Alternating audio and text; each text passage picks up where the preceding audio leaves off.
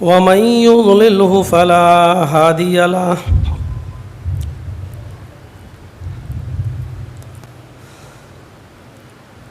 وأشهد أن لا إله إلا الله وحده لا شريك له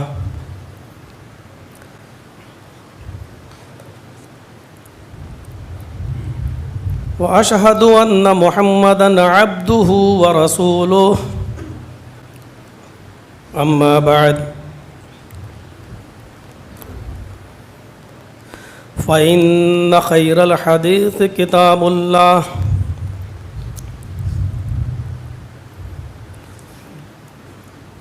وخير الهدي هدي محمد صلى الله عليه وسلم وشر الأمور محدثاتها وكل محدثة بدعة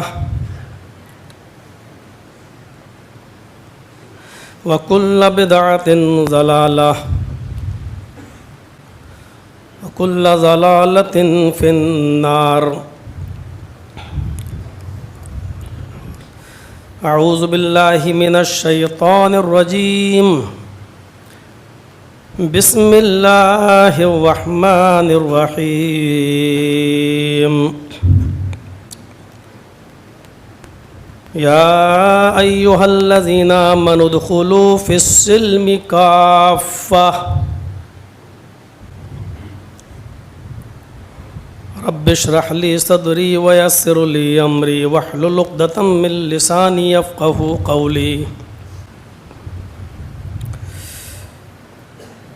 حاضرین جمعہ جامع مسجد ہولکنڈا ڈسٹرکٹ کرنول، اس کے اطراف و اکناف سے آئے ہوئے اور اس وسیع مسجد میں نہایت ادب و احترام کے ساتھ بیٹھے ہوئے معزز سامعین، جمعہ کا خطبہ مختصر ہوتا ہے اور ہونا بھی چاہیے، کیونکہ نبی اکرم صلی اللہ علیہ وسلم کی سنت بھی یہی ہے اور ہم جس مکتبہ فکر سے جڑے ہوئے ہیں اس کا تقاضا بھی یہ ہے کہ ہم ہر چیز میں جناب محمد رسول اللہ صلی اللہ علیہ وسلم کی سنت کو ملحوظ رکھیں۔ عقل مند اور دانش مند خطیب اس کو کہا گیا ہے۔ نبی اکرم صلی اللہ علیہ وسلم کی صحیح احادیث کے مطابق جو لوگوں کی پریشانیوں اور ان کی بہت سی چیزوں پر نظر رکھتے ہوئے جمعہ کا خطبہ مختصر دے۔ اس مختصر سے خطبے کے اندر جو باتیں کہی جا سکتی ہیں وہ میں کہنے کی کوشش کروں گا۔ تفصیلی پروگرام کی پوری ایک لسٹ آپ کے سامنے ہے ہی، واٹس ایپ پر پڑی ہوئی ہے، لوگوں کے گروپ میں چل ہی رہی ہے۔ ہم اور آپ اس دنیا میں آئے ہیں، یوں کہیے کہ اللہ رب العالمین نے ایک خاص مقصد کے تحت اس دنیا میں ہمیں اور آپ کو بھیجا ہے۔ قرآن کریم نے اس مقصد کو واضح کر دیا کہ وما خلقت الجن والانس الا لیعبدون، جن اور انس کی تخلیق کا مقصد صرف یہ ہے کہ وہ ہماری عبادت کریں۔ عبادت کے لیے فرشتوں کی کمی نہیں تھی، لیکن پھر بھی حضرت انسان کی تخلیق اور اس کی بعثت ایک معنی رکھتی ہے۔ دراصل ہم اور آپ اس دنیا میں جو آئے ہیں وہ اس کھوئے ہوئے مقام کو دوبارہ حاصل کرنے کے لیے بھیجے گئے ہیں جس مقام سے ہمارے باپ حضرت آدم علیہ الصلاۃ والسلام کو نکال دیا گیا تھا۔ اسی منبر پر بہت سے خطیبوں سے آپ نے سنا ہوگا کہ وہ حضرت آدم علیہ الصلاۃ والسلام کو اللہ رب العالمین نے اور حوا کو اسی جنت کے اندر داخل کر دیا تھا اور کہا تھا کہ کلو وشربو، کھاؤ اور پیو، لیکن آخر میں ایک باؤنڈیشن لگا دی تھی کہ فلا تقرب هذه الشجرہ، اے آدم و حوا پوری جنت تمہارے لیے کھلی ہوئی ہے، جو چاہو، جو کھانا چاہو، جو پینا چاہو، سب تمہارے لیے الاؤڈ ہے، خوب کھاؤ اور پیو، لیکن ایک حکم ہے میری طرف سے، اور وہ حکم یہ ہے کہ تم دونوں اس درخت کے قریب مت جانا۔ وہ درخت کس چیز کا تھا اس تفصیل میں جانے کی ضرورت نہیں، ضروری نہیں اللہ اور اس کے رسول کے علم میں ہم برابر کے شریک ہوں۔ کسی چیز کی وضاحت جب اللہ کے نبی صلی اللہ علیہ وسلم نے نہیں کی ہے اور قرآن کریم سے اس کی کوئی کلیئریشن نہیں ملتی ہے تو ہمیں اور آپ کو اس کے پیچھے پڑنے کی کوئی ضرورت نہیں۔ بس اس درخت کے قریب مت جانا۔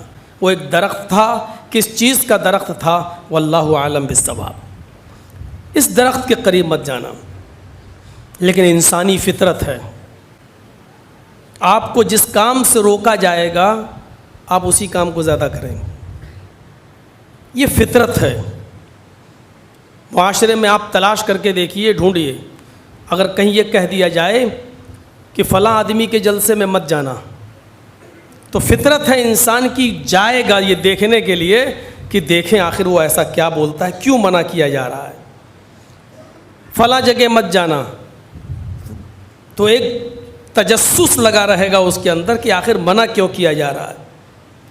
حضرت آدم اور حوا کو جس درخت کے قریب جانے سے منع کیا وہ پورا ایک واقعہ ہے، اس طرف نہیں جانا چاہتے، بہرحال کسی بھی طریقے سے وہ اس درخت تک پہنچ گئے اور اس شجر ممنوعہ کو کھا لیا جس سے روکا گیا تھا۔ فوراً جنتی لباس ان کے جسم سے اتر گیا، جنت کے درخت کے بڑے بڑے پتوں سے انہوں نے اپنے جسم کو چھپایا، اور اللہ تبارک و تعالیٰ کی طرف سے حکم ہوا کہ اب تم دونوں کو جنت سے نکالا گیا۔ جب اللہ تبارک و تعالیٰ نے آدم و حوا کو جنت سے نکالا اور اس دنیا میں بھیجا تو ان کو آگاہ کر دیا کہ میرا ایک حکم جنت میں لاگو تھا تمہارے اوپر، تم اس کو پورا نہیں کر پائے، شیطان کے بہکاوے میں آ گئے، اب دوبارہ ہم تمہیں دنیا میں بھیج رہے ہیں، یہاں سے تمہاری نسل کی شروعات بھی ہوگی، ہمارے پیغمبر بھی تمہارے پاس سمجھانے کے لیے آئیں گے، ایک چانس اور دیا جا رہا ہے اپنے آپ کو سنبھالنے کا، یہاں پر بھی ہمارا حکم لاگو ہوگا، ہماری شریعت پر عمل کرنا ہے، اور یہاں پر بھی ہم شیطان کو تمہارے پیچھے لگا دیں گے۔ ایک بار شیطان کی بات آپ دونوں مان کر میری نافرمانی کر چکے ہو، دنیا میں بھی ہم شیطان کو تمہارے پیچھے لگا رہے ہیں، یہاں اگر تم نے اس کا وروධ کر لیا، اس کی مخالفت کر دی اور ہماری شریعت پر اگر عمل کر کے دکھایا تو تمہیں اور تمہاری اولاد کو پھر سے وہ مقام دے دیا جائے گا جس مقام سے ہم تمہیں نکال رہے ہیں، یعنی جنت۔ اور اگر یہاں پر بھی تم نے ہماری نافرمانی کی یا تمہاری اولاد نے پھر سے شیطان کے بہکاوے میں آ کر غلط کام کرتے رہے، دنیاوی مشاغل میں پھر الجھ گئے اور شیطان کی اتباع کرتے رہے، تو تمہیں دنیا میں بھی ہمیشہ نہیں رہنا ہے، اور کھویا ہوا مقام جنت بھی تمہیں نہیں ملے گی، بلکہ ایک دوسرا مقام ہے جس کو ہم جہنم کے نام سے جانتے ہیں، اس پر ڈال دیا جائے گا۔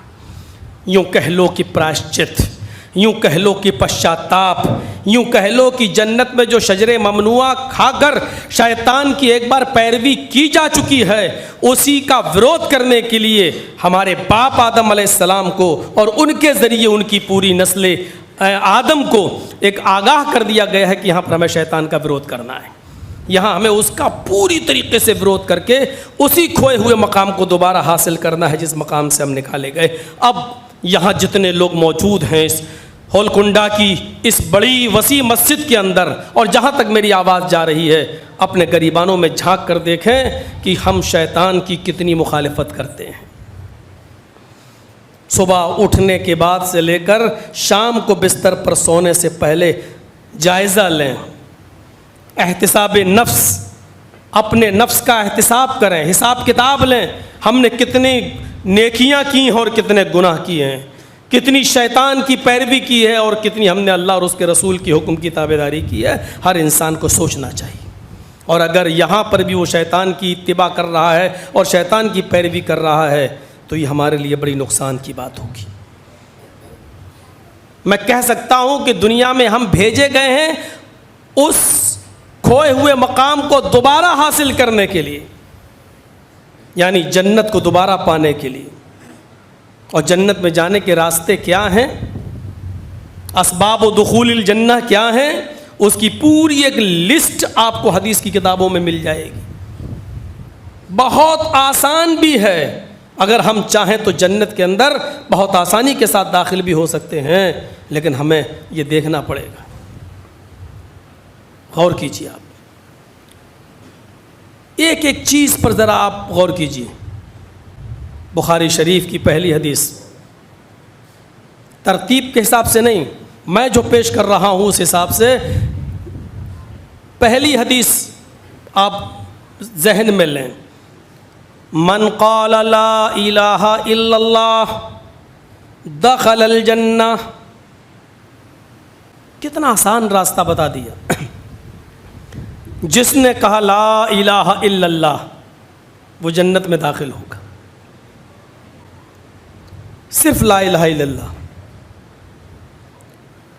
دوسری حدیث ہے، ایک حدیث دوسری حدیث کی تفسیر بیان کرتی ہے۔ کہیں کہا صدقا للقلب، صدق دل سے جس نے کہا لا الہ الا اللہ وہ جنت کے اندر داخل ہوگا۔ صرف لا الہ الا اللہ کہہ دینے سے جنت نہیں مل جائے گی۔ اگر صرف لا الہ الا اللہ لا الہ الا اللہ کہتے رہنے سے جنت مل گئی ہوتی تو معاف کیجیے گا، آج اسٹیجوں پر بہت سے غیر مسلم نیتا بھی لا الہ الا اللہ پڑھ لیتے ہیں، تو کیا ان کو جنت مل جائے گی؟ من قال لا الہ الا اللہ دخل الجنہ، جس نے لا الہ الا اللہ کہا وہ جنت کے اندر داخل ہوگا۔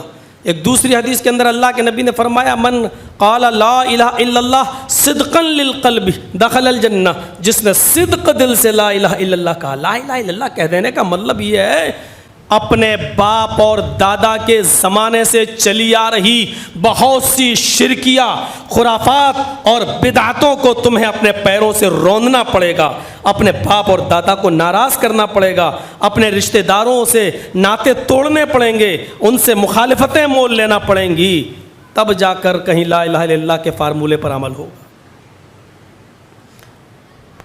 ایک حدیث کے اندر آتا ہے من کانا آخر کلامہ لا الہ الا اللہ دخل الجنہ۔ بیمار ہے آدمی، مرض الموت میں مبتلا ہے، روح نکلنے والی ہے، لیکن مرنے سے پہلے اگر اس کی زبان سے لا الہ الا اللہ نکل گیا اور یہ اس کا آخری جملہ لا الہ الا اللہ کہا اور ختم، انتقال ہو گیا، جنت کے اندر داخل ہوگا، جس کو کہتے ہیں خاتمہ بالخیر۔ ہم اپنے سماج اور سوسائٹی پہ نظریں ڈالیں، آج کل ایسے کس کی موتیں ہو رہی ہیں؟ ارے جہاں ایک طرف شیطان ورغلا رہا ہو موت کے وقت ہمیں، اور ایسے موقع پر ہماری زبان سے لا الہ الا اللہ کا ورد نکل رہا ہو۔ امام مالک رحمۃ اللہ علیہ کی زندگی پڑھیے، پتہ چلے گا۔ امام مالک رحمۃ اللہ علیہ کا جب انتقال کا وقت قریب آیا تو وہ منہ میں بڑبڑانے لگے، لوگ ان کے ارد گرد بیٹھے ہوئے تھے، بڑبڑانے لگے ابھی نہیں، ابھی نہیں، ابھی نہیں۔ وہاں جو لوگ بیٹھے تھے انہوں نے کہا امام محترم یہ کیا آپ کے منہ سے نکل رہا، ابھی نہیں، ابھی نہیں، ابھی نہیں، یہ کیا بک رہے ہیں آپ؟ تو امام مالک رحمۃ اللہ علیہ کہتے ہیں کہ دیکھو یہ شیطان میرے سامنے آیا ہے اور یہ شیطان ہم سے کہہ رہا ہے کہ امام مالک تم میرے چنگل سے بچ گئے ہو، بہت میں نے ڈورے ڈالے تمہارے اوپر، بہت میں نے تمہیں بہکانا چاہا، بہت غلط کام تم سے کرانا چاہا، لیکن تم پہلے شخص ہو جو میرے بہکاوے میں نہیں آئے، اور آج تمہارے انتقال کا وقت قریب ہے تو تم خوشی خوشی اللہ سے ملنے جا رہے ہو، ملاقات کا وقت ہے، تم میرے چنگل سے بچ گئے ہو، چنگل سے بچ گئے ہو، میرے دامن سے بچ گئے ہو، تو اس پر امام مالک کہتے ہیں کہ میں اس سے کہہ رہا ہوں ابھی نہیں، ابھی نہیں، ابھی نہیں، یعنی مجھے ڈر ہے کہ آخری وقت میں بھی کہیں تو مجھ سے کوئی غلط کام نہ کرا لے جائے، کہیں یہ بھی کوئی تیری چال نہ ہو، جب تک میری روح قبض عنصری سے پرواز نہیں کر جائے گی تب تک یقین نہیں ہوگا کہ میرا خاتمہ بالخیر ہو رہا ہے کہ نہیں ہو رہا ہے، ہو سکتا ہے کہ تو آخری وقت میں مجھ سے کوئی غلط کام کرا لے جائے۔ یہ امام مالک رحمۃ اللہ علیہ کا جواب تھا۔ ہم اپنی زندگیوں پر غور کریں، کیوں بھیجے گئے ہیں یہاں پر؟ کیا ہم اور آپ جنت والے کام کر رہے ہیں؟ من کان آخر کلامی لا الہ الا اللہ دخل الجنہ، جس کی زبان سے آخری جملہ لا الہ الا اللہ نکلا وہ جنت کے اندر داخل ہوگا۔ لقنوا موتاکم لا الہ الا اللہ، جب تمہارے مریض بالکل مرنے کے قریب ہوں اور ان کے پاس تم بیٹھے ہو تو لا الہ الا اللہ کی تلقین کرو، یعنی ان کے پاس بیٹھ کر زور سے پڑھو لا الہ الا اللہ، لا الہ الا اللہ۔ بہت سے ایسے موقع پر بڑی جہالت یہ ہوتی ہے کہ وہاں بیٹھ کر جو عورتیں ہوتی ہیں، خواتین، وہ مرنے والے کے قریب بیٹھ کے کہتی ہیں پڑھ لا الہ الا اللہ، اس سے کہتی ہیں پڑھ پڑھ پڑھ لا الہ الا اللہ۔ اب کہیں غصے میں اس نے کہہ دیا نہیں پڑھوں گا، بھاگ یہاں سے، تو کیا ہوگا؟ حدیث کے اندر یہ نہیں آیا کہ اس کو پڑھواؤ، بلکہ یہ آیا کہ اس کے پاس بیٹھ کر تم خود زور سے پڑھو۔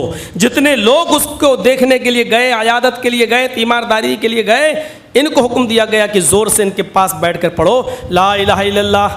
تمہارے زور سے پڑھنے کی وجہ سے شاید اس کو بھی لا الہ الا اللہ زور سے پڑھنے کی توفیق مل جائے، اور وہ بھی تمہارے پڑھنے کو دیکھ کر وہ بھی زور سے یا من ہی من میں اس کی زبان سے آخری جملہ لا الہ الا اللہ نکل جائے۔ اس کے پاس بیٹھ کر زور زور سے ہمیں اور آپ کو پڑھنا چاہیے لا الہ الا اللہ، لا الہ الا اللہ، لا الہ الا اللہ، جتنا حدیث میں آیا اتنا ہی، ورنہ کہ مولانا صاحب تو محمد رسول اللہ کہہ ہی نہیں رہے۔ لقنوا موتاکم لا الہ الا اللہ، اپنے قریب المرگ آدمی کے پاس جو موت کے قریب ہو اس کے پاس بیٹھ کر لا الہ الا اللہ پڑھیے۔ اب بہت سے لوگ کہیں گے کہ لا الہ الا اللہ پڑھ رہے ہیں تو محمد رسول اللہ بھی پڑھ لو تو حرج کیا ہے؟ تو پھر ہم کہیں گے کہ امام یا مؤذن صاحب نے ابھی جو اذان دی تھی انہوں نے لا الہ الا اللہ پہ ختم کر دی، آپ محمد رسول اللہ بھی کہہ دیتے تو حرج کیا ہے؟ جتنا بتایا اتنا ہی پڑھنا ہے ہمیں اور آپ کو۔ اذان کہاں پہ ختم ہو رہی ہے؟ حی علی الصلاۃ، حی علی الفلاح، اللہ اکبر، اللہ اکبر، لا الہ الا اللہ۔ اب آپ کہیں کہ لا الہ الا اللہ پہ ختم ہو گئی تو کلمہ تو پورا لا الہ الا اللہ محمد رسول اللہ ہے، تو لا الہ الا اللہ پہ ختم کیوں کیا؟ محمد رسول اللہ بھی کہہ دیا ہوتا۔ نہیں صاحب وہ تو کہہ چکے ہیں اشہد ان محمد رسول اللہ میں، اس لیے یہاں ضرورت نہیں پڑی، تو وہاں تو یہ بھی کہہ چکے ہیں اشہد ان لا الہ الا اللہ، پھر یہاں لا الہ الا اللہ کی ضرورت کیوں پڑی؟ اسلام ہماری اور آپ کی عقل پر نہیں چلے گا، اسلام چلے گا تو شارع کے دیے ہوئے طریقے پر، جناب محمد رسول اللہ صلی اللہ علیہ وسلم کے دیے ہوئے طریقے پر چلے گا۔ ہم نہ اس میں سے کچھ بڑھا سکتے ہیں نہ ہم گھٹانے کا حق رکھتے ہیں۔ غور کیجیے، وہاں پڑھیے، ہو سکتا ہے۔ ایک حدیث میں آتا ہے کہ اللہ کے نبی صلی اللہ علیہ وسلم نے فرمایا کہ جس نے لا الہ الا اللہ کا وہ جنت میں داخل ہوگا، تو صحابہ نے کہا اللہ کے رسول جب لا الہ الا اللہ کہہ دینے سے ہی ہمیں جنت مل رہی ہے تو اب ہمیں روزہ رکھنے کی اور نماز پڑھنے کی کیا ضرورت؟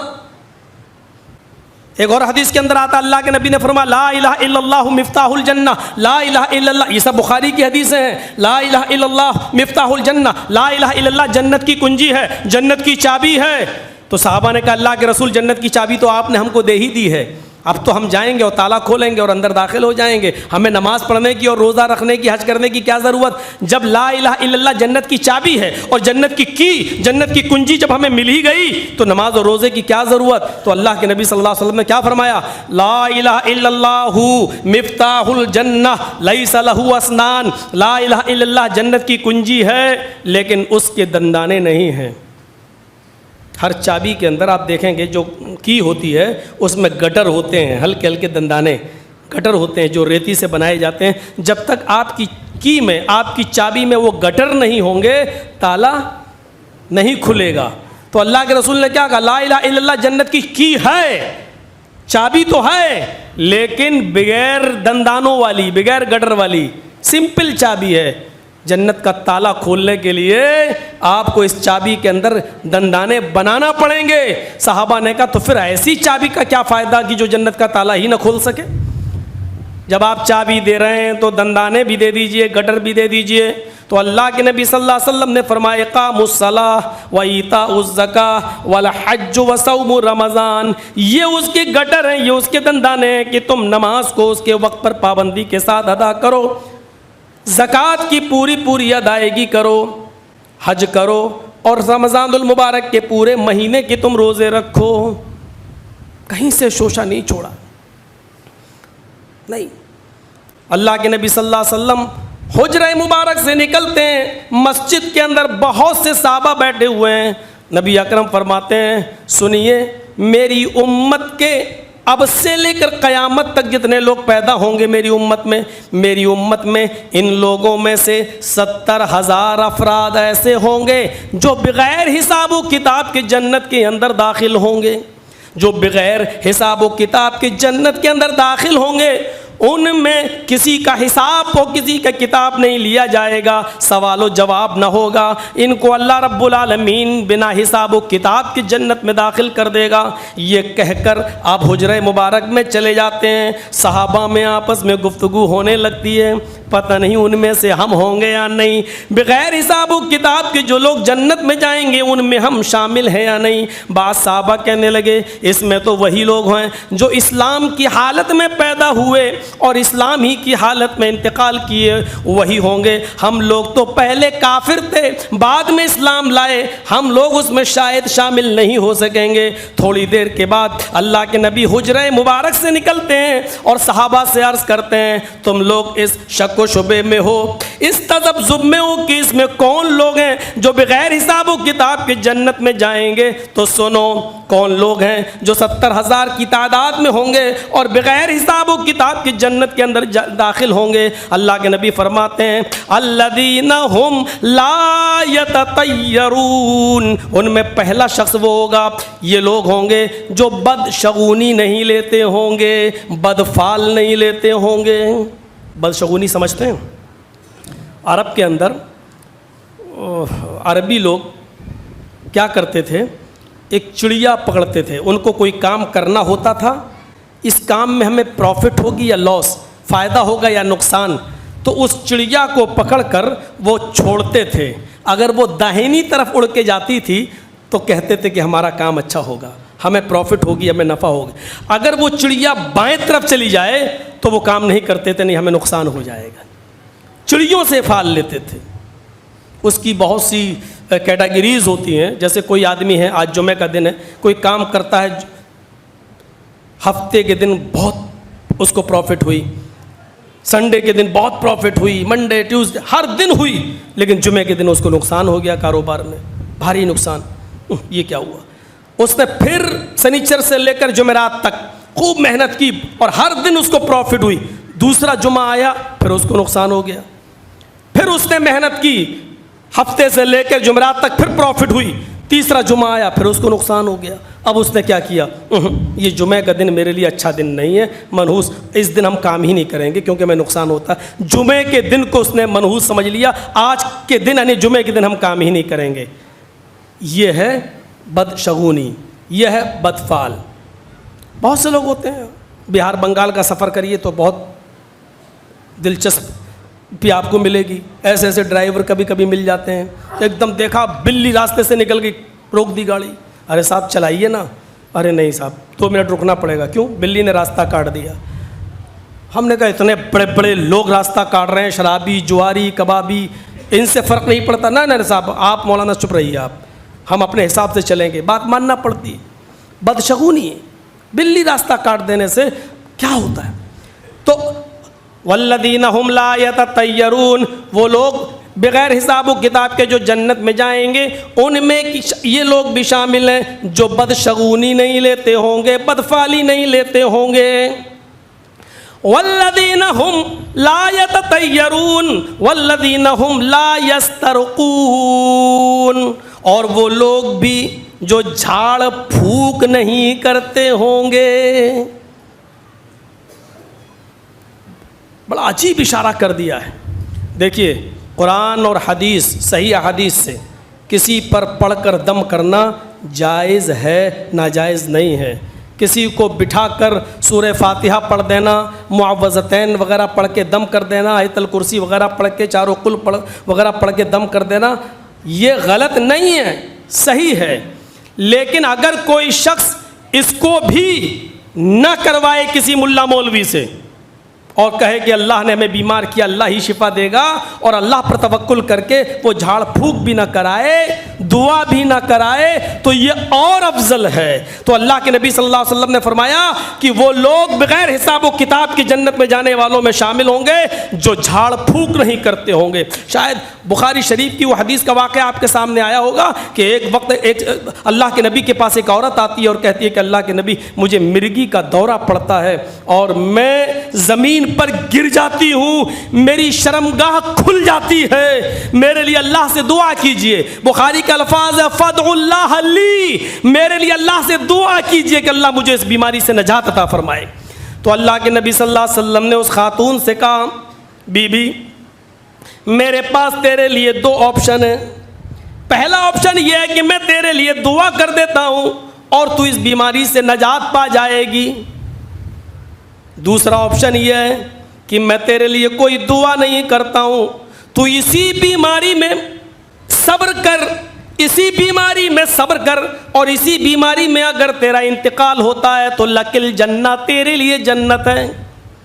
اب تو بتا، میں نے تجھے دونوں آپشن دے دیے ہیں، پہلا آپشن یہ ہے کہ میں تیرے لیے دعا کرتا ہوں، بخاری شریف کی حدیث ہے، XYZ کسی ملا مولوی کی لکھی ہوئی کتاب نہیں ہے، وہ بخاری جس کو اصح الکتب بعد کتاب اللہ، اللہ کے کتاب کے بعد قرآن کے بعد سب سے بڑا درجہ جس کتاب کو حاصل ہے اور جس پر پوری امت کا اجماع ہے۔ میرے بھائیو، اللہ کے نبی صلی اللہ علیہ وسلم فرماتے ہیں کہ میں تیرے لیے دعا کرتا ہوں، تجھے اس بیماری سے نجات بھی مل جائے گی، لیکن پھر جنت کی کوئی گارنٹی نہیں ہے، لیکن اگر تو اس بیماری میں صبر کرتی ہے اور اس بیماری میں تجھے موت آتی ہے تو پھر تیرے لیے جنت ہے۔ اللہ کی نیک بندی تھی، کہنے لگی اے اللہ کے نبی میرے لیے وہ دوسرا آپشن ہی رہنے دیجئے، پھر آپ ہمارے لیے دعا مت کیجئے، میں صبر کروں گی اور اس بیماری میں اگر میرا انتقال ہوتا ہے تو میں جنت پانا چاہتی ہوں، لیکن ہاں اتنی دعا تو کر ہی دیجئے، اس بیماری سے نجات کی دعا مت کیجئے، لیکن اتنی دعا کر دیجئے کہ جب میں زمین پر گروں اس مرگی کی بیماری کی وجہ سے تو میرا سطر نہ کھلے، میری شرمگاہ نہ کھلنے پائے، میرا سطر نہ کھلنے پائے، میری شرمگاہ دوسروں کو نہ دکھائی دے، میں بے پردہ نہ ہو جاؤں، بس اتنی دعا کر دیجئے۔ اللہ کے نبی نے کہا بہتر ہے، یہ دعا میں تمہارے لیے کر دیتا ہوں۔ میرے بھائیو، بخاری شریف کی حدیث کلیئر کر رہی ہے کہ سورہ فاتحہ، چاروں قل، معوذتین وغیرہ پڑھ کر دم کرنا جائز ناجائز نہیں ہے، جائز ہے، لیکن کسی بیماری پر صبر کرنا اور اس کے معاملے کو اللہ کے سپرد کر دینا یہ فضیلت رکھتا ہے، یہ اس سے بھی زیادہ افضل ہے۔ اللہ کے نبی فرماتے ہیں اگر تو صبر کرتی ہے تو تیرے لیے جنت ہے۔ میرے بھائیوں، ان واقعات کی روشنی میں ہم اور آپ ذرا غور کریں۔ والذین لا یسترقون، جو جھاڑ پھونک نہیں کرتے ہوں گے، اور کون ہوگا جو بغیر حساب و کتاب کے جنت میں جانے والے لوگوں میں شامل ہوگا۔ ولا یکتؤون، اپنے جسم کو دغواتے نہیں ہوں گے۔ جانوروں کو داغا جاتا ہے، بہت سے لوگ اپنے جسم کو بھی دغوا لیتے ہیں۔ شیخ صالح العثیمین نے دغوانے میں اس چیز کو بھی شامل مانا ہے جو ہم اپنے جسم پر ٹیٹو وغیرہ بنا لیتے ہیں اور کوئی نقش بنا لیتے ہیں اپنے جسم پر، یا اسی طریقے سے آج کے نوجوان نسل کسی لڑکی سے پیار کر بیٹھا تو اس کا نام گدواتا ہے اپنے ہاتھ پر یا سینے پر یا پیر پر یا کہیں، اور پھر اس کو پھر وہ مٹتا نہیں ہے، پھر وہ رہتا، یا اسی طریقے سے کوئی لڑکی اپنے عاشق کا نام۔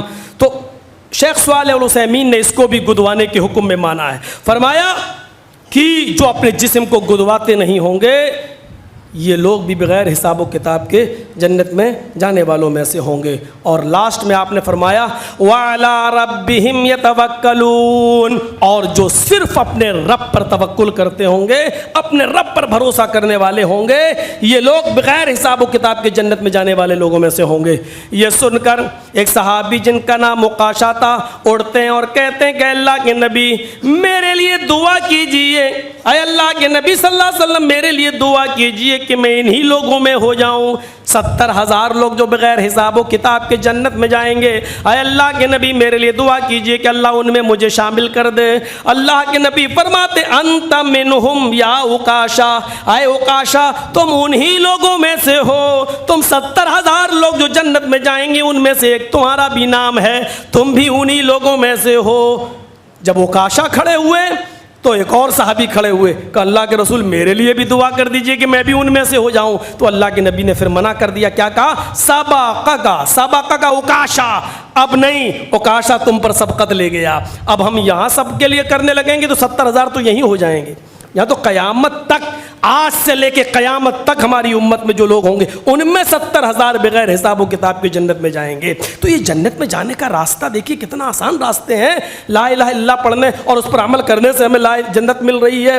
اٹھتے بیٹھتے وظیفہ پڑھیے لا الہ الا اللہ، یہ جنت میں جانے والے اعمال ہیں۔ آئیے ایک عمل اور بتاتا ہوں، پڑھیے مسلم شریف، ما منکم من احد یتوضؤ، کتنے صریح و صاف الفاظ ہیں، تم میں سے جو بھی شخص وضو بنائے گا، جو بھی شخص وضو بناتا ہے فَيُحْسِنُ الْوُضُوء، اور اچھی طریقے سے وضو بناتا ہے۔ وضو بنانا ہے، ایک ہے اچھی طریقے سے وضو بنانا ہے۔ بہار بنگال کی سرزمین پہ جاؤ تو پوچھتے ہیں وضو خانے پہ بیٹھ کے کتنی رکعت ہو گئی، کسی نے کہہ دیا 2، تو جلدی سے مارا ایک دم گھس گئی، تیسری نہ چھوٹ جائے ہماری، ایک دم بھاگتے ہیں۔ اچھی طریقے سے وضو، آپ ہاتھ دھل رہے ہیں تو انگلیوں میں خلال بھی ہونا چاہیے، ایک ہی چلو پانی میں آدھا آپ منہ میں لے جائیے، آدھا ناک میں ڈالیے، پھر دونوں انگلی ناک میں ڈال کر اس انگوٹھے سے بایاں نتھنا دبا کر جھاڑیے، پھر چھوڑ دیجئے، پھر اس انگلی سے آپ اس کو دبائیے۔ پڑھیے پوری زاد المعاد علامہ ابن قیم کی، پورا نقشہ کھینچ دیا، اور ایسے کر کے پھر اس کو جھاڑیے، پھر اس کو اور اسی طریقے سے آپ اچھی طریقے سے وضو بنائیے، داڑھی بے خلال ولال کیجئے، اطمینان کے ساتھ وضو بنائیے۔ فیحسن الوضو، جس نے وضو بنایا اور اچھی طریقے سے وضو بنایا، اس کے بعد پھر ثم قال، اور وضو بنانے کے بعد پھر جس نے یہ دعا پڑھی، غور کیجئے گا اس دعا پر، جس نے پھر یہ دعا پڑھی، اشہد ان لا الہ الا اللہ واشہد ان محمدا عبدہ ورسولہ۔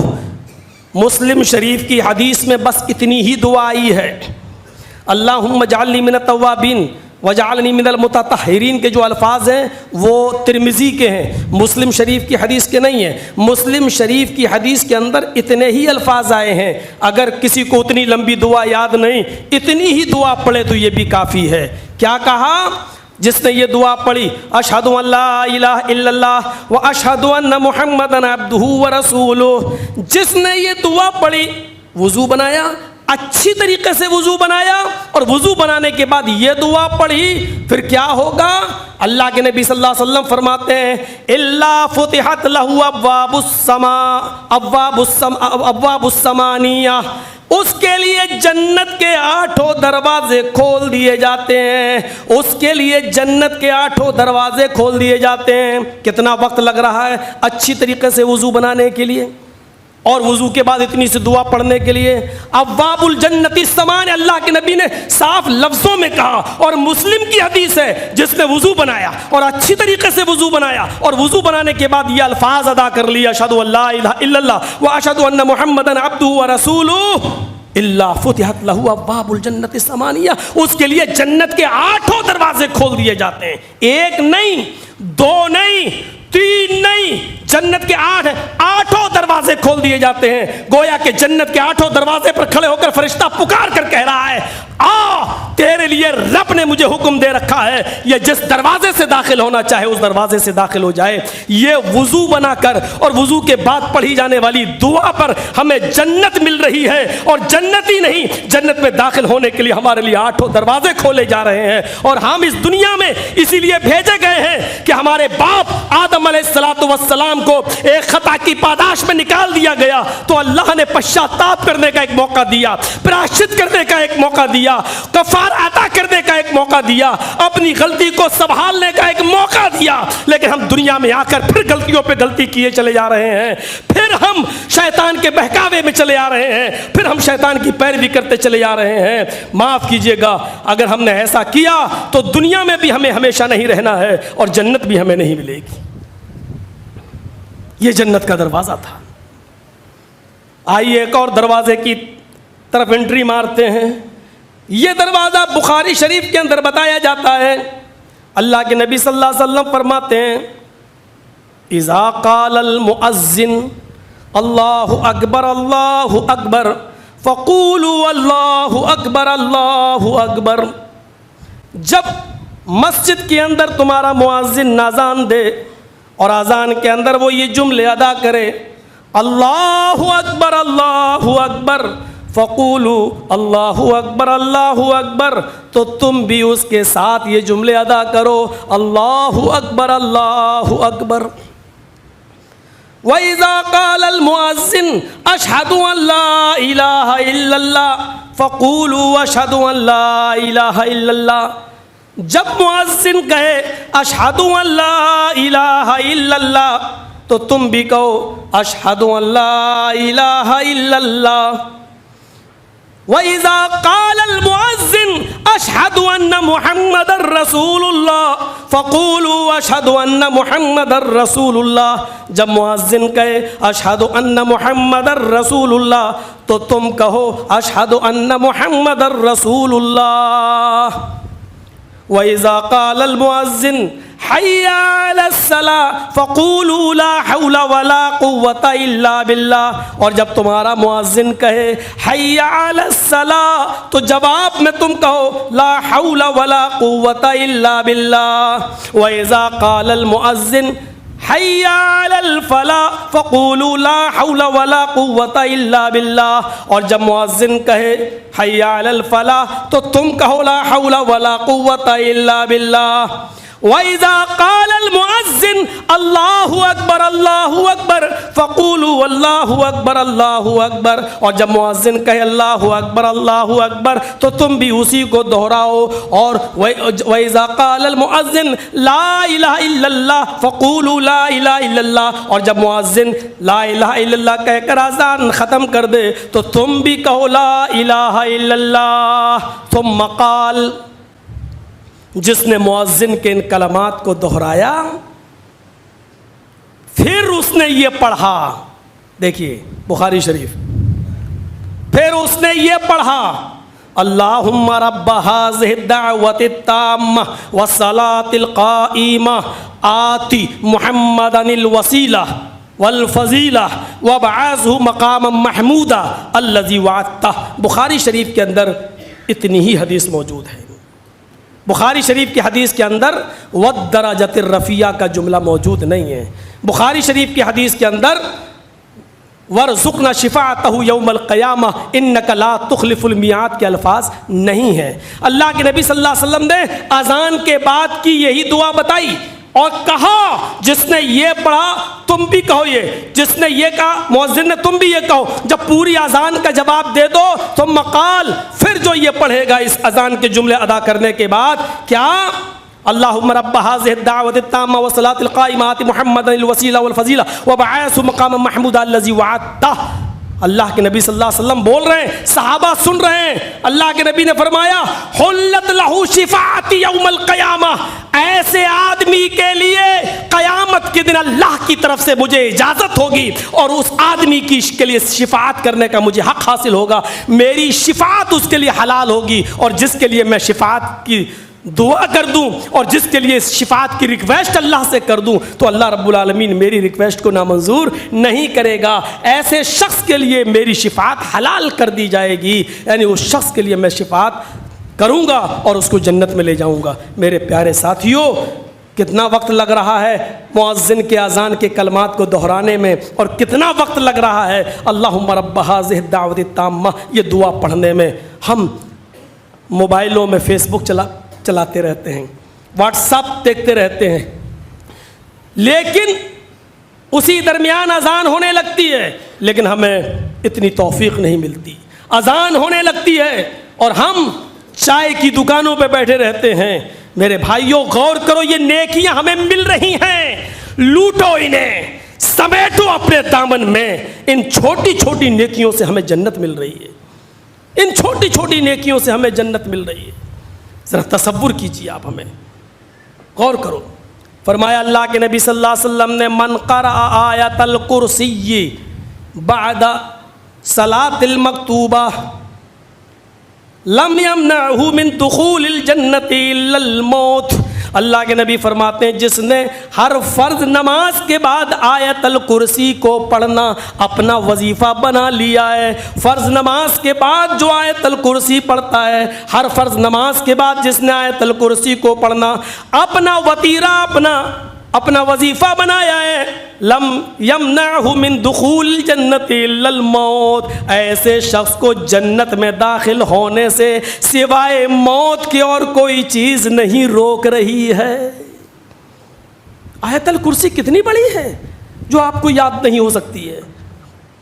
غور کیجئے، یہ آیت الکرسی تو وہ ہے جو شیطان نے بھی بتائی تھی حضرت ابو ہریرہ رضی اللہ تعالیٰ عنہ کو کہ جس مال کی حفاظت آپ کر رہے ہیں آپ آرام سے سوئیے اور آیت الکرسی پڑھ لیا کیجئے، آپ کے مال کی حفاظت کے لیے اللہ آسمان سے فرشتہ نازل کر دے گا۔ یہ شیطان بتا رہا ہے محمد رسول اللہ صلی اللہ علیہ وسلم ابو ہریرہ کو، اور جب ابو ہریرہ نے اللہ کے نبی سے یہ بات بتائی تو اللہ کے رسول نے تائید کی کہ بتانے والا تو شیطان تھا لیکن دعا بہت اچھی بتائی ہے۔ میرے بھائیو، ذرا غور کیجئے، آپ آیت الکرسی ہر فرض نماز کے بعد پڑھنے پر ہمیں کیا مل رہی ہے؟ جنت۔ اور کیا کہا؟ لم یمنعہ من دخول الجنہ، اس کو جنت میں داخل ہونے سے کوئی چیز روک ہی نہیں رہی ہے۔ اگر کوئی چیز روک رہی ہے تو اس کی موت روک رہی ہے، یعنی جب تک وہ مر نہیں رہا اس لیے جنت میں داخل نہیں ہو رہا ہے، موت آئی ادھر مرا ادھر جنت کے اندر داخل۔ میرے پیارے ساتھیوں، ذرا غور کیجئے، اس کی فضیلت دیکھیے۔ آیت الکرسی کو یاد کیجئے، پڑھیے اور اس کو وظیفہ بنائیے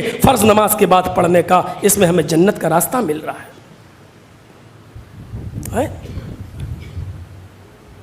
معاملات کے اوپر آ جائیے۔ فرمایا ایک بار صحابہ کرام کے درمیان اللہ کے نبی صلی اللہ علیہ وسلم بیٹھے ہوئے اور ایسے ہی کھڑے ہو کر پوچھنے لگتے ہیں من اصبح منکم الیوم صائما، بخاری شریف کی حدیث، آج کون ہے جس نے روزے کی حالت میں صبح کی ہے؟ کون ہے جس نے آج روزہ رکھا؟ معاف کیجئے گا، یہ فرض روزہ نہیں، نفلی روزے کی بات ہو رہی ہے۔ پوچھا اللہ کے نبی صلی اللہ علیہ وسلم نے تم میں سے کون ہے جو آج روزے سے ہے؟ پورے مجمع میں صرف ابو بکر صدیق رضی اللہ تعالیٰ عنہ اٹھے، بخاری کے الفاظ فقام ابو بکر فقال انا یا رسول اللہ۔ ابو بکر صدیق اٹھتے ہیں اور کہتے ہیں کہ اللہ کے رسول میں ہوں، میں روزے سے ہوں۔ کہا بیٹھ جاؤ۔ پھر اللہ کے نبی صلی اللہ علیہ وسلم نے پھر پوچھا دوسرا سوال، آپ نے کہا من اطعم منکم الیوم مسکینا، تم میں سے آج کون ایسا شخص ہے جس نے کسی مسکین کو، کسی فقیر کو کھانا کھلایا؟ فقام ابو بکر فقال انا، پھر ابو بکر صدیق اٹھتے اور کہتے ہیں کہ اللہ کے رسول میں۔ اللہ کے نبی نے فرمایا بیٹھ جاؤ۔ تیسرا سوال من عاد منکم الیوم مریضا، کون ہے آج جس نے کسی کے گھر جا کر کسی مریض کی عیادت کی ہو، اس کی تیمارداری کی ہو؟ فقام ابو بکر فقال انا یا رسول اللہ، پھر حضرت ابو بکر صدیق اٹھتے ہیں اور کہتے ہیں اللہ کے رسول میرے علاقے میں آج ایک شخص تھا بیمار، میں اس کی عیادت کرنے کے لیے بھی گیا ہوں۔ آپ نے کہا ابو بکر بیٹھ جاؤ۔ اس کے بعد آپ نے لاسٹ بات پوچھی من تبع منکم الیوم جنازتن، کیا تم میں سے کوئی شخص ایسا ہے جو میت کو اس کے گھر سے لے کر قبرستان تک گیا ہو اور اس کے تدفین تک رہا ہو, اس کا پیچھا کیا ہو, نماز جنازہ میں بھی شرکت کی ہو اور اس کی قبر پہ جا کر اس کو مٹی بھی دیا ہو. کوئی ہے جو جنازے کے پیچھے پیچھے چلا ہو, جو جنازے کو لے کر قبرستان تک گیا ہو؟ ہے کوئی تم میں سے؟ کون ہے ایسا؟ فقام ابو بکر فقال انا یا رسول اللہ. پھر ابو بکر صدیق اٹھتے اور کہتے کہ اللہ کے رسول, میرے علاقے میں ایک شخص کا انتقال ہو گیا, میں نے اس کو غسل بھی دیا, میں نے اس کو کفن بھی پہنایا, جب اس کا جنازہ اٹھا تو میں نے اس کو کاندھا بھی دیا, میں قبر میں اتر کر میں نے اس کو اتارا بھی اور میں نے اس کو مٹی بھی دی ہے. اللہ کے رسول نے کہا بیٹھ جاؤ. اور اس کے بعد فرمایا, بخاری کی روایت, جس شخص کے اندر یہ چاروں خوبیاں ایک ہی دن میں ایک ساتھ جمع ہو جائیں, اللہ رب العالمین اس کو جنت میں جانے سے نہیں روکے گا. وہ شخص جنت کے اندر داخل ہو کر رہے گا. وہ شخص جنتی ہے, وہ شخص جنتی ہے, وہ شخص جنتی ہے, وہ شخص جنت کے اندر داخل ہوگا. میرے بھائیوں, ان معاملات کو ہم آسان نہ سمجھیں. کوئی بیمار ہو تو اس کی عیادت کرنے کے لیے جائیں, کوئی انتقال کر جائے تو اس کے جنازے میں بھی ہم شریک ہوں اور مسکینوں کو کھانا کھلائیں اور نوافل کا اہتمام بھی کریں. یہ جنت میں جانے کے راستے ہیں. حضرت بلال رضی اللہ تعالیٰ عنہ آتے ہیں اور مسجد میں بیٹھتے ہیں. اللہ کے نبی مسجد میں بیٹھ کر ایسے ہی این البلال, بلال کہاں ہے؟ ادھر سے بلال کہتے ہیں لبیک و سعدیک یا رسول, میں یہاں ہوں. اللہ کے نبی نے کہا بلال, ایسا کون سا عمل کرتے ہو کہ مجھے جنت دکھائی دی, اور جب فرشتے مجھے جنت دکھا رہے تھے تو میں نے اپنے آگے تمہارے جوتوں کی آواز سنی ہے, تمہارے جوتوں کی آواز ہمارے کانوں میں گئی ہے. میں نے پوچھا تھا جبرائیل یہ کس کی آواز ہے؟ جبرائیل نے کہا یہ حضرت بلال کی آواز ہے. یعنی مجھے اللہ نے پیش کیے بتا دیا کہ میں بلال کو جنت میں جگہ دوں گا, بلال کو جنت دے کے رہوں گا. بلال, ایسا کون سا عمل ہے تمہارا جو تمہیں جنت میں لے گیا؟ حضرت بلال کہتے ہیں اللہ کے رسول, جو تمام صحابہ کرتے ہیں وہی میں بھی کرتا ہوں. مجھے بظاہر تو کوئی عمل نہیں دکھائی دیتا جو اور لوگوں سے الگ ہو. ہاں, ایک چیز ضرور ہے جو میں اور لوگوں میں نہیں دیکھتا ہوں. پوچھا کیا؟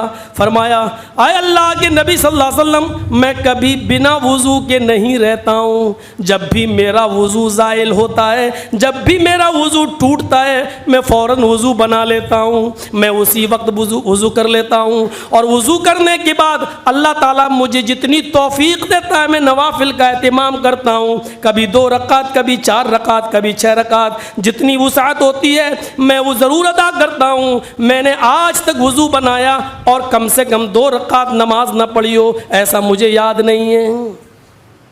وضو کرتا ہوں اور میں نوافل کا اہتمام کرتا ہوں. اللہ کے نبی نے کہا بس اے بلال, یہی وہ عمل ہے جس نے تمہیں اور دیگر صحابہ سے ممتاز کر دیا ہے, اور دیگر صحابہ سے تمہیں اونچا کر دیا ہے, اور دیگر صحابہ سے تمہیں اوپر بڑھا دیا ہے, اور اللہ تعالیٰ نے مجھے بتا دیا کہ تم جنتی ہو.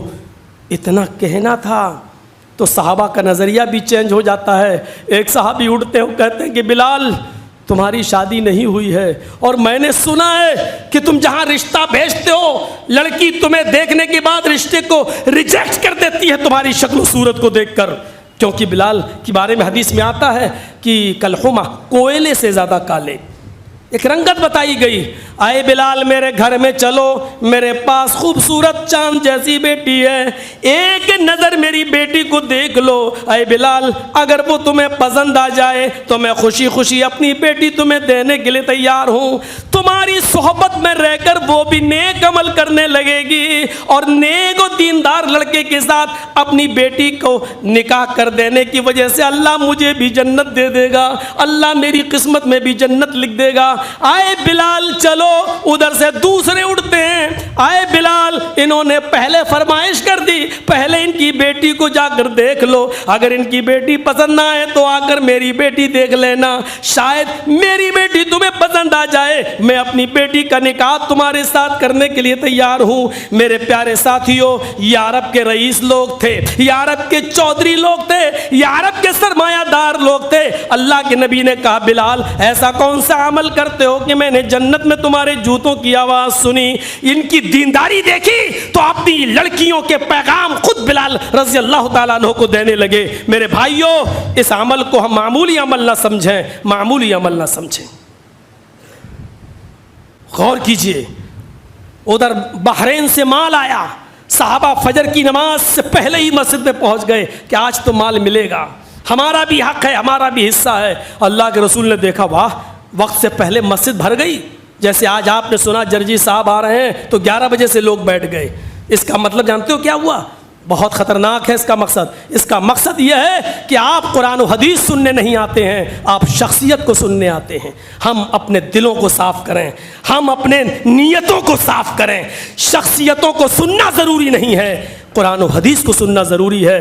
آپ ایسی بھیڑ ہر اس عالم کی تقریر میں خطاب میں لگائیے جو قرآن و حدیث کی بات کرتا ہو۔ شخصیت کو سننے سے بچیے، قرآن و حدیث کو سننے کا شوق پیدا کیجیے میرے بھائیوں، قرآن و حدیث کو۔ تو حضرت دیکھا اللہ کے رسول نے مسجد بھر گئی تو اللہ کے نبی صلی اللہ علیہ وسلم نے مسکراتے ہوئے کہا، شاید تمہیں پتہ چل گیا ہے کہ مال آیا ہے بحرین سے اور تمہیں ملے گا۔ کہاں؟ صحابہ بھی صاف دل تھے، کہاں اللہ کے رسول ہمیں پتہ چل گیا۔ آپ نے کہا خوش ہو جاؤ، تمہیں تمہارا حق ملے گا۔ پھر آپ نے فرمایا آج تمہاری یہ بھیڑ دیکھ کر مجھے ڈر لگتا ہے، مجھے اس بات کا ڈر نہیں ہے کہ تم شرک اور بدعتوں میں مبتلا ہو جاؤ گے، مجھے یہ ڈر ہے کہ میرے انتقال کے بعد میری امت مال و دولت کی محبت میں اتنی مبتلا نہ ہو جائے کہ وہ اپنے دین کا سودا کرنے لگے، اپنے دین کو بیچنے لگے، اپنے دین کے ساتھ کھلواڑ کرنے لگے۔ جو خطرہ اللہ کے رسول نے 1400 سال پہلے محسوس کیا تھا وہ آج دیکھا جا سکتا ہے۔ سب کا حصہ دیا، اللہ کے نبی کو بھی اپنا حصہ ملا۔ مال سے بھرے ہوئے تو تھیلے لے کر جب آپ اپنے حجرے کی طرف جا رہے تھے تو 9 سال کا ایک بچہ اور 7 سال کا ایک بچہ، ایک کے باپ نہیں تھے، ایک کی ماں نہیں تھی، ایک نے داہنا ہاتھ پکڑ لیا، دوسرے نے بایاں ہاتھ پکڑ لیا۔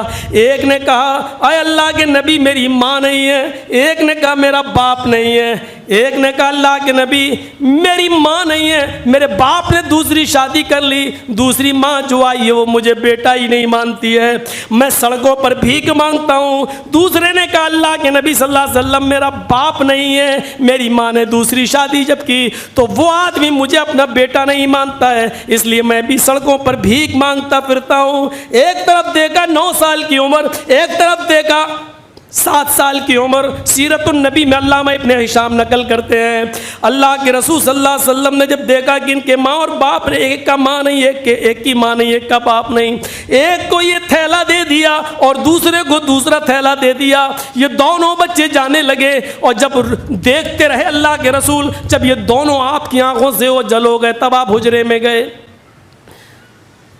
دروازہ کھولا، عائشہ صدیقہ کی نظر خالی ہاتھوں پر پڑی۔ اللہ کے نبی آپ تو کہہ کر گئے تھے کہ گھر کا چولہا سنبھال لیجئے، میں نے چولہا سنبھال لیا، سوچا 15 دن کے بعد آج میرے گھر میں بھی چولہا جلے گا، لیکن یہاں یہ حالت ہے، آپ خالی ہاتھ گئے ہو خالی ہاتھ آئے۔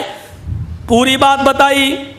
حضرت عائشہ کہتی ہیں میں آپ کو کبھی صدقہ و خیرات کرنے سے میں نے روکا نہیں، لیکن 15 دن کے بعد امیدیں تھیں آج میرے گھر میں بھی چولہا جلے گا تو تھوڑا سا اس تھیلے میں سے نکال لیتے اور تھوڑا سا اس تھیلے میں سے، اتنا کہ آج چولہا جل جاتا، آج مجھے بھی گوشت مل جاتا، آج میں بھی جو کی روٹی کھا لیتی، آج مجھے بھی نصیب ہو جاتا۔ اللہ کے نبی فرماتے ہیں عائشہ مجھے اتنا بھی گوارا نہیں ہوا کہ ان بچوں کو دیے ہوئے جھولے میں سے میں کچھ نکالوں۔ عائشہ یتیمی تم نے نہیں میں نے دیکھی ہے، عائشہ تمہارے باپ ابو بکر تو آج بھی زندہ ہیں، تمہاری ماں تو آج بھی زندہ ہیں، یتیمی کا درد کیا ہوتا ہے یہ مجھ سے پوچھو۔ عائشہ جب میں پیدا ہوا تو میرے باپ اس دنیا میں موجود نہیں تھے، جب میری ماں 6 سال کی عمر میں مجھے میرے باپ کی قبر دکھلا رہی تھی، اسی مقام ابا پر میری ماں نے بھی اپنے شوہر کی قبر کو دیکھتے دیکھتے دم توڑ دیا تھا۔ 6 سال کی عمر میں میری ماں بھی مجھے چھوڑ کے چلی گئی، اور جب میری عمر 8 سال کی ہوئی تو میرے دادا بھی مجھے چھوڑ کر چلے گئے، اور ابو طالب نے مجھے پالا۔ عائشہ یتیمی کا جو دکھ و درد ہوتا ہے وہ میں جانتا ہوں، وہ تم نہیں جانتی ہو۔ پھر ظہر کی نماز کے لیے جب اللہ کے رسول مسجد میں گئے تو آپ نے تاریخی جملے کہے، بخاری شریف کی حدیث کے اندر یہ جملے دیکھے جا سکتے ہیں۔ آپ نے ظہر کی نماز پڑھانے کے بعد صحابہ سے فرمایا آج ایسا منظر ہوا، میں یتیموں کے مقام و مرتبے کو بڑھاتا ہوں۔ آئے لوگوں سنو، انا وکافل الیتیمی فی الجنت کہاتین، انا وکافل الیتیمی فی الجنت کہاتین، میں اور یتیم کو پالنے والا، میں اور یتیم کی پرورش کرنے والا دونوں جنت میں ایسے رہیں گے جیسے یہ دونوں انگلیاں آپس میں ملی ہوئی ہیں۔ یہاں یتیموں کا مقام و مرتبہ بڑھا دیا۔ یہاں دیکھیے وہ چھوٹے چھوٹے بچے جو انتقال کر جاتے ہیں 1 سال کی عمر میں، 2 سال کی عمر میں، 3 مہینے کی عمر میں، اللہ کے رسول نے ان کے لیے بھی کیا فرمایا؟ لہو دعامیس الجنہ، جن کے چھوٹے چھوٹے بچے دنیا میں اٹھا لیے گئے، چھین لیے گئے، اور جنہوں نے اپنے بچوں کے انتقال پر صبر کیا، ان کی روحیں چھوٹے چھوٹے بچوں کی جنت میں گھومتی رہتی ہیں، بلا روک و ٹوک جنت میں ٹہلتی رہتی ہیں۔ قیامت کا دن ہوگا، حساب و کتاب کے بعد جنتیوں کو جنت میں جانے کا حکم دے دیا جائے گا، جہنمیوں کو جہنم میں ڈالا جائے گا۔ جب جہنمیوں کو جہنم میں لے جایا جا رہا ہوگا تو اس میں سے کچھ ایسے لوگ بھی ہوں گے جن کے بچے صغر سنی میں، چھوٹے پن میں اٹھا لیے گئے۔ اللہ رب العالمین فرشتوں کو حکم دے گا، اے فرشتوں، ان کو جہنم میں ڈالنے سے پہلے ان کے چھوٹے چھوٹے بچے جو ہم نے اٹھائے تھے، دنیا میں لے لیے تھے، ان سے چھین لیے تھے، ان کو لاؤ اور ان کو ان کے ماں باپ سے ایک موقع ملنے کا موقع دے دو تاکہ وہ ملاقات کر لیں، اور ان بچوں کو پھر جنت میں داخل کر دینا اور ماں باپ کو جہنم میں پھینک دو۔ فرشتے ان چھوٹے چھوٹے بچوں کو لے کر آئیں گے، اللہ ان کو زبان دے گا، اللہ ان کو ہاتھ دے گا، پیر دے گا، وہ بولیں گے، اپنے ماں باپ سے ملاقات کریں گے، پھر حکم ہوگا چلو ٹائم ختم ہو گیا، تم جنت میں جاؤ اور یہ تمہارے ماں باپ جہنم میں۔ جیسے ہی وہ چھوٹے چھوٹے بچے یہ سنیں گے کہ میرے ماں باپ کو جہنم میں جانے کا حکم دے دیا، فَيَأْخُذُ بِنَاحِيَةِ ثَوْبِهِ، یہ بخاری شریف کے حدیث کے الفاظ ہیں، وہ چھوٹے چھوٹے بچے اپنے ماں باپ کے دامن کو پکڑ لیں گے، اپنے ماں باپ کے دامن کو پکڑ لیں گے اور اللہ سے عرض کریں گے اللہ یہ تیرا کیسا انصاف ہے، دنیا میں بھی تو نے مجھے میرے ماں باپ کا پیار نہیں دیا اور آخرت میں بھی تو نے مجھے میرے ماں باپ کا پیار نہیں دیا، اے اللہ اگر آخرت میں میرے ماں باپ کو بھی مجھ سے چھیننا تھا تو دنیا میں پھر تو نے مجھے میرے ماں باپ سے الگ کیوں کیا؟ اے اللہ یہ تیرا انصاف میری سمجھ سے بالا تر ہے، میری سمجھ میں نہیں آ رہا ہے، نہیں اے اللہ میرے ماں باپ کو تجھے جنت میں بھیجنا ہی ہوگا۔ فلم یاخذ، وہ اپنے ماں باپ کا دامن نہیں چھوڑیں گے یہاں تک کہ اللہ رب العالمین ان معصوم بچوں کے اصرار کو دیکھے گا تو حکم دے گا آئے فرشتوں جاؤ، میں نے ان معصوم بچوں کی فریاد کو قبول کر لیا ہے، آئے بچوں جاؤ اپنے ماں باپ کو ان کی انگلی پکڑ کر تم ان کو جنت کے اندر لے جاؤ، آج میں نے تمہاری فرمائش کو اور تمہاری فریاد کو سن لیا۔ یہ چھوٹے چھوٹے بچے اپنے ماں باپ کو جنت کے اندر لے جائیں گے، لیکن وہی ماں باپ جنہوں نے اپنے بچوں کے انتقال پر صبر کیا ہوگا اور نوحہ اور ماتم نہیں کیا ہوگا، چیخے اور چلائے نہیں ہوں گے، بلکہ یہ کہا ہوگا انا للہ و انا الیہ راجعون، اللہ کی امانت بھی اللہ نے لے لیا۔ اسی طریقے سے میرے بھائیوں اللہ کے نبی صلی اللہ علیہ وسلم نے فرمایا دینی کام میں آگے بڑھیے، اور جنت میں جانے کے جو ہزاروں راستے ہیں ان میں ایک راستہ یہ بھی بتایا کہ من بنا للہ مسجدا بنا اللہ لہ بیتا فی الجنہ، جو دنیا میں اللہ کے لیے کوئی گھر بنائے گا، مسجد کی تعمیر میں حصہ لے گا اور بڑھ چڑھ کر اس میں حصہ لے گا اپنی استطاعت کے مطابق، تو جانتے ہو اللہ کے نبی اس کے لیے کیا فرمائش جاری کر رہے ہیں، کیا حکم دے رہے ہیں؟ بنا اللہ لہ بیتا فی الجنہ، جو دنیا میں مسجد اللہ کے لیے بنائے گا تو اللہ اس کے لیے قیامت کے دن جنت میں اس کے لیے گھر بنائے گا۔ ہم کیا بنائیں گے گھر؟ سونے اور